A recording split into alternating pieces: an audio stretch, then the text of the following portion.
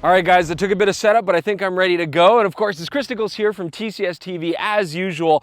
Now, we've got a very interesting photo shoot for you here today. I mean, your first clue might be that there's a gun here. We don't normally use that on TCSTV. But that's because I want to try a different kind of photography today and just kind of have some fun, do something different. You know, there's lots of schools of photography: portrait, wildlife, landscape, street photography, commercial work, so on and so forth. But there's also kind of a scientific and technical feel to photography, and it can be a lot of fun too. And it might be something you've never tried before. And I'm talking about things like freezing water droplets in flight, or as they hit water, you know, the abstract patterns they make, or you know, bullets going into things, or arrows going through apples, freezing animals on game trails. And actually, what I want to show you guys today is a tool that makes all that very possible. This is the new StopShot triggering device. Now, you can try and freeze objects by trying to hit them with the timing, you know, like, okay, here comes an arrow, it's going to hit this apple, I'm going to try to freeze it in flight. I mean, good luck. It's going to take you a lot of shots, a lot of wasted time. This lets us do that and so much more. These are automated triggering devices using various sensors to get our timing perfect. So I'm going to play with this here today, guys. Also, keep in mind, we've got a beautiful day out here, but beautiful day as far as enjoying the day, not so much for shooting. I'm on the 80D. We're autofocusing because, of course, I don't have Jordan today. And we've got bright sunlight, just terrible. So we'll be fighting contrast, but hopefully we're going to have a lot of fun today. All right, guys, so before we get started, just a few things I'd like to touch on. You know, we got all our gear up here, but of course, we are using a firearm today, and that's going to become apparent just shortly why we're using this today. But regardless of what your thoughts are about guns and gun control, they are dangerous tools, and it's very important that we're as safe as possible. So, shooting glasses so I don't get bits in my eye from what we're going to hit. Hearing protection, always super important. And especially because I'm alone today running around operating cameras, I'm putting one bullet in this gun at a time so that after I shoot, we have no problems. It's important to be as safe as possible. The second thing that I want to talk about is what we're going to be shooting today.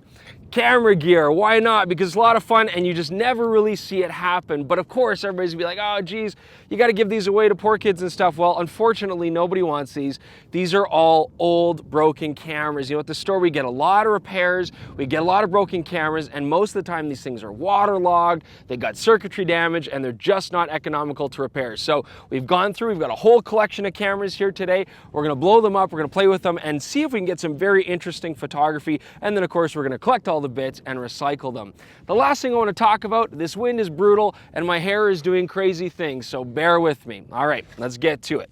All right, guys, so yes, I'm hiding in the back of my car. Why, you might ask? This is the only place that I can get out of this crazy wind and talk a little bit about the StopShot, so we're gonna have to make do with this. Now, first off, the triggers that you have for this is very, very interesting. First off, I'm using the laser crossbeam kit this morning. So this is just a red laser beam with a sensor on the other side. And when you break that channel, let's say with a bullet or walking through it or something like that, it will then trigger the StopShot device. They also do make an infrared beam kit. This way you don't actually see a red laser. So if it has to be in the view of your shot and you don't want to see that red beam going out and hitting something, the IR is basically invisible to cameras and the human eye. So that works very well. Now, the other option that I've been using today, because the laser beam is a little bit inconsistent, we've got a lot of bright sunlight and it's moving, the wind is blowing it all over the place, I've been using my mic, the very one that I'm wearing right now. I can plug this into the StopShot, set my gain so I can control the sensitivity, and then when it hears the sound of the gun, it then triggers the camera a little bit later. So that's been working pretty well. I have to unplug it, put it into that, and then take it off, tape it back on to talk, but you know, that's the kind of stuff we do on the show for you guys. Okay, so we've got our inputs on the StopShot, you know, whether it be mic or the laser beams, whatever you're gonna use, but it doesn't end there. We also have 3 triggering ports. Now, these could be anything you want. Cameras, flashes, up to you. You can use flash spitters to go to multiple flashes, no problem. Now, at its most basic, the trigger goes off and then you can set some sort of delay, whether it be fractions of a millisecond, full milliseconds, or even full seconds, whatever you want. But you can also do a lot of amazing stuff. There's so much to talk about. I'm only gonna touch on a few. You can do an incremental delay. So after every attempt, the camera will then fire 100 milliseconds later or 50 milliseconds later than that. And then again, the next shot, it'll delay again. This is nice if you want to do a sort of semi-time lapse. As you go through repeatable steps, you can see just how it progresses through its motion. So a water droplet moving and it's splashing and just getting bigger and bigger and bigger. You can do that kind of stuff. You can also do stuff like distance multipliers. So for example, I can set a distance from for example, my gun to the laser beams. Let's say that's 10 inches. I can then set a multiplier so that if my target is 100 inches away, the StopShot will automatically figure the delay from when the bullet came out of the gun and hit those laser beams, and then multiply by 10, for example, and my timing when I hit my target should be perfect. I'm not going to lie to you guys, there's a lot of technical stuff there. You want to go through the instruction manuals, but really, sky's the limit. You can set up some amazing setups. All right, guys, so I'm setting up the HP camera here, and I should talk about what I'm doing here with my setup. I'm actually shooting on a Pentax K3. I like it because I got that 8,000th of a second shutter speed. I'm firing out here, obviously no flashes, lots of ambient light, but I need that fast shutter speed to freeze the action, and it uses a sub-mini port, which works really, really well for the StopShot's triggering device. Got our HP, let's give it a try.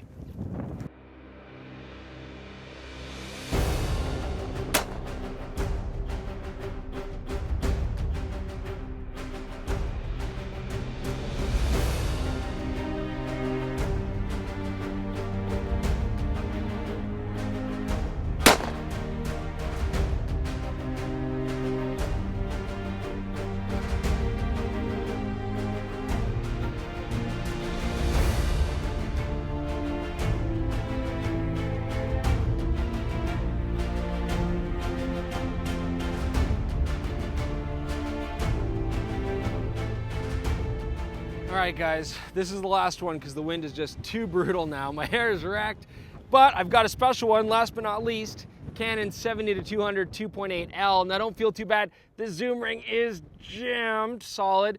Manual focus still works, but we got a good crack in the front element. This lens has been dropped really, really good. So I'm just gonna crack it a little bit more.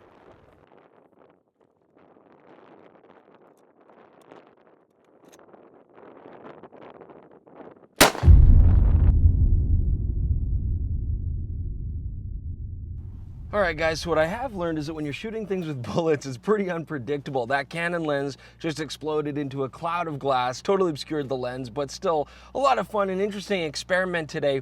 I've also figured out that bullets travel really, really fast, and I would have liked to have had the StopShot a little bit further away and my target's a little bit farther away, just so that I have more time to play with where the bullet actually strikes. But still, we were able to capture those shots right when they happened or just behind. But you know what? I'm beat up by the wind, I'm beat up by the dust, I need a shower, and my hair hurts really, really bad. So what I'm gonna do is head back home, have a shower, and I'm gonna start playing with some of the other features of the StopShot. We're gonna do some water droplet photography next. So join me back at home and let's do that. All right, so we're back at my house. I've had a shower, redone the hair, so I feel much better. And the next thing I want to try is some water droplet photography using the StopShot. Now keep in mind that this is my first time ever doing water droplet photography, so I'm not expecting to get any amazing photos, okay? But you know, this is good because if this is your first foray into it, having a device like this is gonna make it a little bit less frustrating and hopefully get you some better success. There are some masters out there doing some beautiful stuff with some really nice setups, but I'm gonna show you my rinky-dink setup here next. Join me on the ground. Okay, so this is the setup that I'm using here today. I've got my Pentax K3 hooked up to trigger 1, and I've got my Nikon flash hooked up to trigger 2. Now there is about a 100 millisecond delay in between. I'm thinking that's for the allowing of the mirror to slap on the Pentax K3 before the flash fires to sync with the shutter. So I can set that in there, that's all adjusted. Now I've got my laser beams taped to the table. When I drop a water droplet through that, it's gonna trigger the whole setup and it's gonna work pretty well. I am using an eyedropper today. That's not the best way to do it because you always have this variation with your hand shaking and moving, and my droplets are going everywhere. Now, StopShot does make a device that's actually got a solenoid and a valve, and that will give you the most repeatable water droplets possible. That's where you can get these amazing things like one droplet hitting where another drop just landed. But we're just gonna have some fun today. We're gonna do it the old-fashioned way.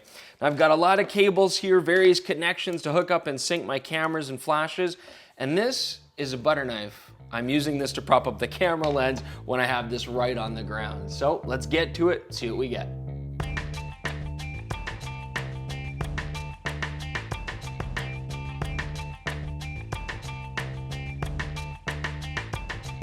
So I've done a little bit of shooting here to start, just with plain water, but now I'm trying to mix it up. So we've got some food coloring here, just to change the color of the water. You can see that here. And I've also put xanthan gum. It's a thickener in the water, makes it a little bit more syrupy, and that gives it more surface tension, tends to hold together in longer chains. I don't know, it works on the internet, so I'm trying it here today. I'm also going to try different setups with different kinds of color contrast, sometimes getting right down to the level of the water, sometimes shooting up above it, and I'm changing my timing on the StopShot. And this is becoming a big part of this whole game, is changing your timing in very subtle ways so that your droplet goes from just hitting the surface of the water to being captured in midair, or even the splash afterwards. So it's really nice that I have this StopShot and I can dial it in. If I had to do this just by eye, trying to capture it with my finger, I guess it's possible, but it's just so frustrating and not very repeatable. But the only thing that I don't like about the StopShot when adjusting the milliseconds, it's very fiddly with the up and down buttons. I wish there was a dial control to fine tune it. You know, sometimes you want to stop at a specific spot and it takes you quite a while to do it. When you're trying to get this going quickly, that can be a little bit frustrating too. So I'm actually having a lot of fun doing these water droplets, and this is an interesting marriage between science and creativity. You know, creatively I'm having fun playing with different colors, and I'm putting different plastics and materials under the water to change the color. We could get multiple flashes involved and so on and so forth. You can be very artistic with it. But of course, some of you out there might be also worried that, oh, is this too technical? Is this too hard to get into? You know, am I going to get frustrated with these numbers? I will say I'm not a huge fan of math, honestly, and there are some people out there who will literally measure the distance from the lasers to the water below. They can figure out how fast a water droplet travels through the air as it falls. They can work out the distance and get perfect timing. You can do that if you want, but I'm doing it in a very, very basic way. I'm just kind of guessing, testing, dropping the water droplet, seeing what I get, and changing my milliseconds. I mean, okay, yeah, it takes a long time to do that. It's not the best way to work it out, but it's not that bad. With a little bit of time and a little bit of investment, I promise you, even if you're not an engineer, you can figure this stuff out and you can have fun. And once you get it locked in and you're getting that zone, then actually it becomes really fun. I mean, we're talking hours of obsessive enjoyment just waiting to see what is that next droplet going to look like. All right, so it's been an interesting experience with the StopShot today, but it's time to call it a day. So I'm just going to clean up here and start pouring some of this stuff out. You know, this is the first time that I've ever used a device like this shooting photography, and it was a very interesting experience. Now, I know that I've just begun to scrape the surface of what you can do with these, and I didn't even use it anywhere close to its full potential. Honestly, the StopShots aren't that expensive considering all the parts that you can get and the kits that you can get, and it really does open up some very interesting photography that you might not have ever even heard of. So I encourage you guys, take a look at a device like this. It could be very useful for you. If you find that you're kind of stuck with your photography or you just want to try something different, this can be a very, very interesting way to do it.